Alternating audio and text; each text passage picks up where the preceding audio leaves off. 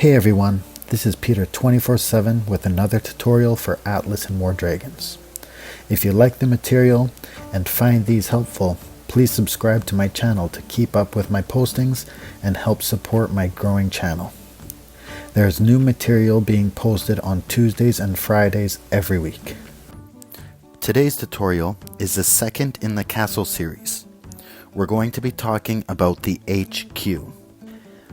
The maximum level on the HQ is the same regardless of the tier of castle. Whether it be a level 2, 3, 4, or 5 castle, the maximum level of the HQ is 12. Other sets of infrastructure on your castle are restricted by the level of your HQ. For example, if you have a level 4 HQ, your bank, fort, tower, and refinery cannot be higher than level 4. So if you want to level up your other sets of infrastructure, you have to level up your HQ first. If you go to the castle details and click on the HQ tab, it will bring you to this screen. As you can see on my screen, there are 8 further options for you to choose. Appoint Governor, Upgrade, Enable Auto Upkeep, Rename Castle, View Storage, Set up Infrastructure from Storage, Surrender Castle, and a grayed out option at the top. Upkeep is basically a tax that you have to pay on the castle if you want to keep it. It needs to be paid every 10 days. The upkeep value varies depending on the tier of the castle. It is roughly 1.25 million gold per castle tier. The castle I am using in this example is a level 4 castle, so it is 5 million gold every 10 days. If this was a level 2 castle, the cost would be 2.5 million gold. Failure to pay the upkeep on a castle will result in the castle being lost and the infrastructure moved to your storage. Any infrastructure that was upgrading at that time will be lost. Depending on the timing of the castle being lost, this could be devastating to your team and difficult to reclaim, as others are probably watching it as well. If this happens during a PvP event, you will not be able to reclaim the castle until the PvP event finishes, as it will be protected by the major event bubble. Losing a castle due to unpaid upkeep will also put your castle into a forced cooldown where the shield will not be able to be triggered for the next upkeep cycle. So if you value your castle, pay the upkeep. There are 2 ways you can do this. The first way is by pressing the Enable Auto Upkeep button on the right side of the HQ main screen. If enabled, the button will change to Disable Auto Upkeep, and the upkeep will be paid 24 hours prior to expiring if you have sufficient gold in your bank. If you do not have enough gold in your bank at that time, you will be sent a system email saying that you have 24 hours to pay it, or the castle will be lost, and you will need to pay it manually. Upkeep can also be manually paid up to 4 days prior to expiring. When the upkeep is in that 4-day window, the grayed out button on the top right will become green, and you will be able to pay the upkeep, adding an additional 10 days to the timer.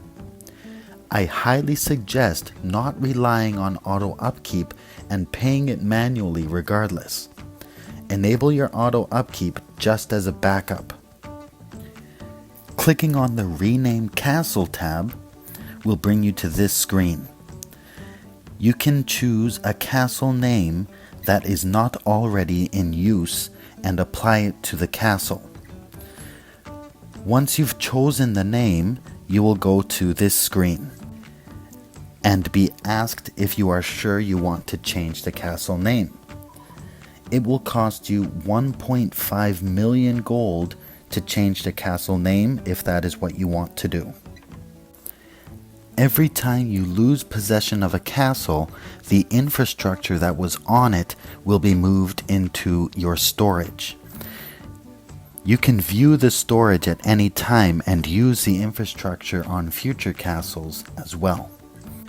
To view the infrastructure that's in your storage, all you have to do is hit View Storage and you can see the levels of infrastructure in each set that you have. If you want to apply this to the castle you are on, you go to Set up Infrastructure from Storage and select the level of infrastructure you want to put on it. Once you've chosen the infrastructure you want to add to the castle, it will ask you if you're sure you want to apply it. Please note that if you currently have infrastructure on the castle and you apply a new set, your old infrastructure would be lost. Lastly, if you hit Surrender Castle, you can choose a team within your 5TA to surrender a castle to. When you click on the team that you would like to surrender it to, you will be given this alert. The negative amounts that are written here are not resources that you are going to lose. They are bank capacity values that you will lose. So the castle that I'm using as an example here has level 12 bank on it. So I would lose 12 million food and lumber capacity and 60 million gold capacity. Now food and lumber is easy to recover, but the gold takes time, so you want to make sure that your bank is not full when you're surrendering a castle, so you may want to transfer the gold first. Also, when you surrender a castle, you will lose 25% of the castle guard that are hired onto your fort. So if you have 1 million guard on a castle that you are surrendering, you will only get 750,000 of those guard back. Please note that you can only surrender a castle once every 7 days. A governor can be appointed to the castle. Only the leader or any officers can appoint a governor on a castle.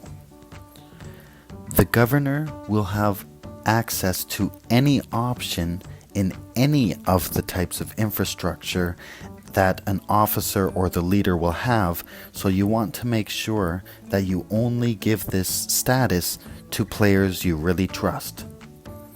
Lastly, clicking the upgrade button, you will get an alert asking you if you are sure you want to use the above written gold amount to upgrade to the next level of infrastructure. If you pay for an upgrade, it will then turn into expedite, and any player on the team will be able to go in and spend timers or diamonds speeding up the castle infrastructure.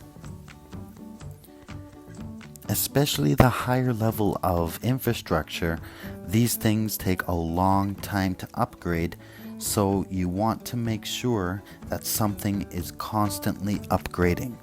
Do not expedite something unless you have the gold to start the next upgrade once it's completed.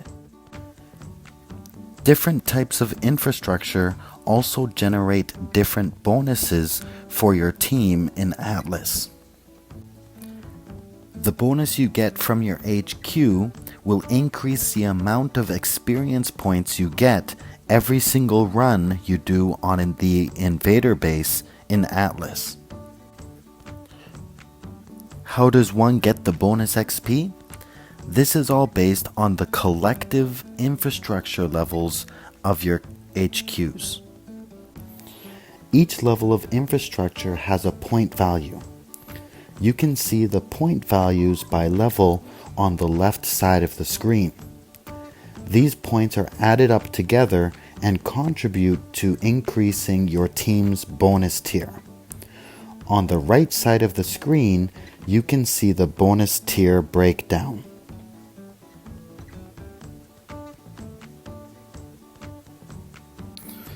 If you want to see where you stand with regards to getting the next bonus tier, click on bonuses, click on the section you want to check, and it will show you in green the top 20 levels of infrastructure.